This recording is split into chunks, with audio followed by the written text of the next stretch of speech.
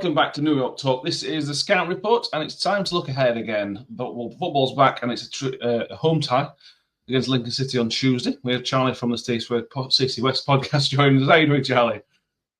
I'm very well, mate. How are you? Very, very good. Football aside, forget our season. But anyway, let's talk about Newly Lincoln. We'll start with where we were just talking a second ago before we started recording. Nobody likes Steve Evans outside the clubs he's managing. You refer to it as a deep hatred from a Lincoln fan base. Just talk to me about the Lincoln relationship with Steve Evans. Oh, look, it's of course Steve Evans is disliked by, like you said, by most of the clubs in the EFL, most fans in the EFL, unless he's your current manager. I think it's very you're very much right in that. And a lot of the time it can just be pantomime villain-esque. Because he is just a bit of an easy person to hate on as a fan, isn't he? Because of some of the things he says in press conferences and things like that, and the way he acts. A lot of the time, maybe he's not even trying to wind anybody else up, but it's just the way he's doing things. But then I think on top of that, there's also all of the stuff that happened with Boston 20 odd years ago. Being again one of the local sides to Lincoln. I just everything I think piled on is just a big ball of. Really don't like Steve Evans, and then again, it's just the way that he acts, not just towards Lincoln, but obviously towards a lot of clubs in football. And it seems a bit of kind of an old-fashioned way of doing things, if you like. Yes, that's fair enough. Let's talk about Lincoln. Obviously, we've 2 years since we played you, 2020-21-22 season. Stayed around League One, obviously both those seasons. Just give us our fans a run down of how things have been for Lincoln. Has it been steady and boring, or has it been roller coaster as it often can be? I think roller coaster would probably, if we're talking roller coaster, it probably would suggest that we'd maybe flirted with relegation and things like that, but that hasn't been the case. We've very much kept ourselves. This is our sixth straight season, I think it is or fifth straight season in League One. And again, for us, we're really happy with that. We're really pleased, and that's kind of an impressive feat. And we have been kind of a stable club, never really looked over our shoulders. But since we last played, we've had a managerial sacking, which is something that isn't, it's not really something that we do that often at Lincoln in sort of current times. But we got rid of Mark Kennedy. We brought in Michael Skibala, who then took us on a 16-game unbeaten run at the back end of last season. We were battering teams left, right, and centre. We scored 17 goals in a week because it's ridiculous, and it was we were one of, if not the best sides in the division for that period.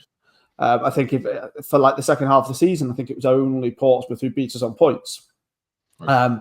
So a bit of a roller coaster in that sense, but then we lost out on the playoffs on the final day, losing, funnily enough, to Portsmouth, which, it happens. There was kind of just this outpouring of emotion from Lincoln fans towards the players and towards the staff at the time as well, of kind of a commendable, we've gotten this far, this is great, now let's build on it for the next season. Obviously, we're going into this season. This season was always going to be tougher. On paper, there are tougher teams than potentially ever has been in League One. So, of course, we were going to struggle a little bit more. And I think if it's kind of one of those where if you stand still, you're moving backwards this year. Yeah. But although we've had a couple of performances and a couple of results recently that have made people question certain areas of the team, overall, I'm really happy. We're sat in seventh place. I mean, if you'd given me that at this stage of the season before we started, I'd have snapped your hand up. I've kind of predicted, 7th, 8th, 9th with a potential push into the playoffs on the cards. So to be in that position now, I think it's going well. You talked about the manager. Skibala obviously was formerly the Leeds coach, very highly rated when he took over, when it came to you guys. You from the outside, it seems to be very streaky. You lost a few games, went on quite bad runs, but then, like you say, went on an incredible run with loads of goals scoring. Is it obvious he's kind of still finding his feet at managerial level, or is he taking to it like a duck to water? I really do think it's the latter, honestly. I think he's such an intelligent fella. So you just listen to him speak, and you just know that what he's saying is exactly what you want your manager to be saying as well, which is just brilliant. And I think that when you look at it, and when you look at sort of the runs that we've potentially had that are a little bit kind of some dodgy games there. For example, when he first came in, we had a really tough start. He came in at the middle of November. We lost like 4 games on the bounce in December and into the new year. But actually, when you look at that and you ask any Lincoln fan about that, they understand, because we had no fit strikers, or one fit striker who was at the time a young guy who was just being plonked straight into the first team out of the academy because we literally had no other choices. There was massive injury crises. We were basically waiting till January, and Marcus Kubala then had to come in. And then as soon as we hit January, as soon as we picked up a couple of players that we needed to fill out the positions, suddenly then it was when the unbeaten run started. So I genuinely do think that he's a manager who will be going places, and it's not taking him any time at all to get himself to this level. Fair enough.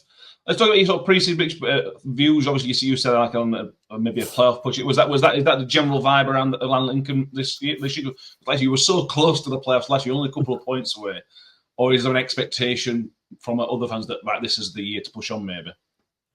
I think there's always I wouldn't call it an expectation, but obviously a hope that, especially when you do miss out so closely last season, that this year's the year that we can then go ahead and proceed and press forward into those playoffs.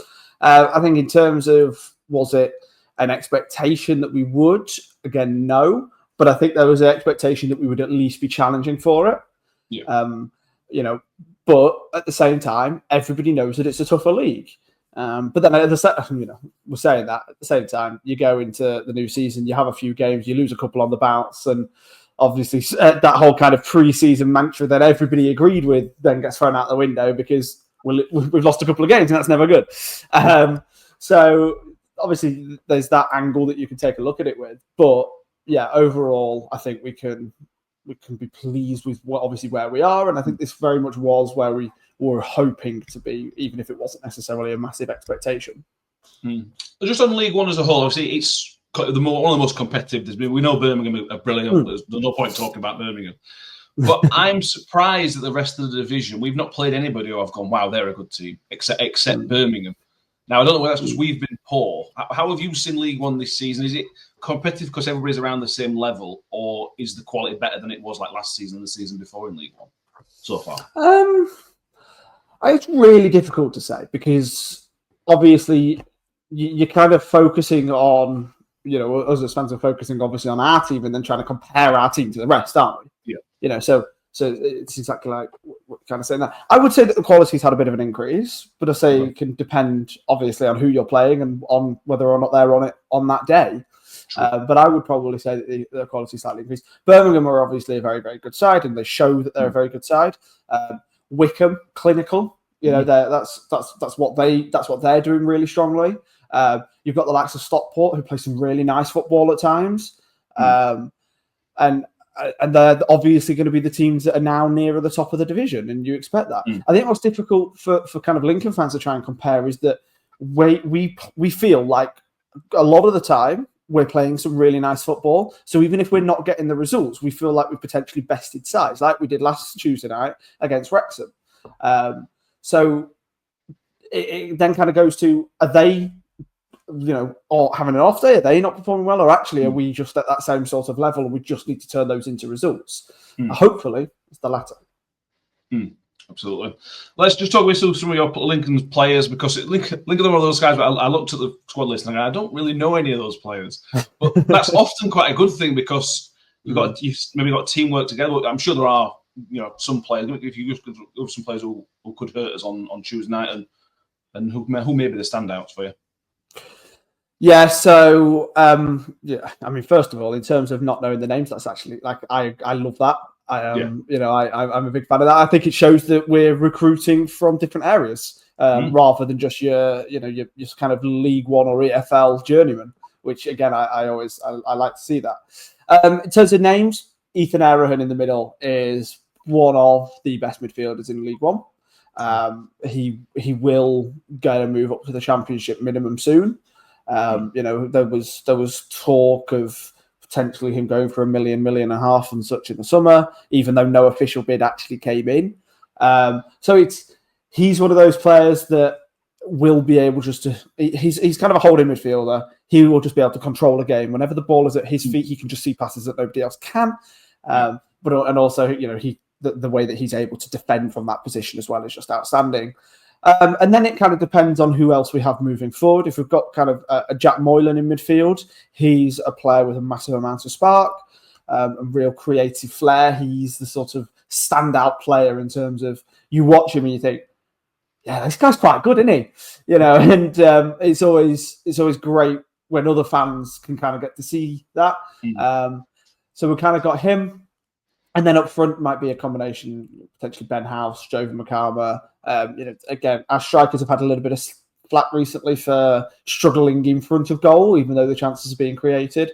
But they've still got the capability to be able to put the ball in the back of the net, given opportunities. And when you've got the likes of Jack Moylan or Ethan Erraghan helping create those opportunities, then obviously that's a great thing. And then I think one of the other players who will hopefully be a bit of a standout is Tendai Darikwa, right wing back. He is outstanding. Yeah, replacing Lars Sorensen was always going to be a tough task, but he's come in and just been absolutely exceptional and basically just runs for a full 90 minutes and seems like he's still got more energy left at the end, which for a 32-year-old is really impressive. Yeah, absolutely. Let's finish on how you think the game's going to. So, how do you think the game's going to play out, and what do you reckon is a score prediction for Tuesday night? It's going to be tough. I think there's no denying that, even though you guys haven't had the best start to the season that you would have wanted. No taking away from some of the players that you have in the squad. So, of course, it's going to be difficult. Coming up against the Steve Evans side always is, no matter how much you want to hate him and such. He is a difficult pantomime villain to beat. So I wouldn't be too surprised to see this being something like a 1-1 draw. I'd like us to get back on the winning mark, because we've lost the last 2. We've not won in 4 league matches. We don't want to be making that 5. And coming off the back of a pretty dramatic game against Crawley Town yesterday in the FA Cup, it would certainly be nice if we can get a win. But I'm going to go with a 1-1 draw, I think. Fair enough. Thank you very much. Thank you very much, Charlie, for doing this. We will put all the links to the Stacey Red podcast in our links as well, so check those guys out as well.